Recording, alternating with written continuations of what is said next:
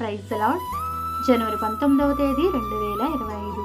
ఈరోజు దేవుని వాక్యము సామెతల గ్రంథము 19వ అధ్యాయము 21వ వచనము. నరుని హృదయంలో ఆలోచనలు అనేకంగా పుట్టును, యెహోవా యొక్క తీర్మానమే స్థిరము.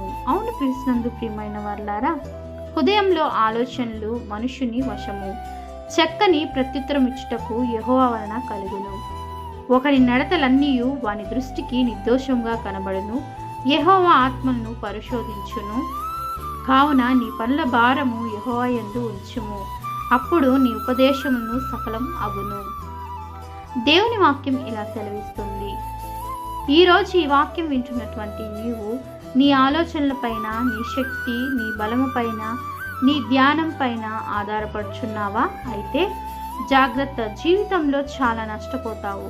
దేవుణ్ణి పై ఆధారపడి జీవించుము, ఆయన మాత్రమే నీ స్థితి నుండి లేవనెత్తునుగాక. ఆమేన్.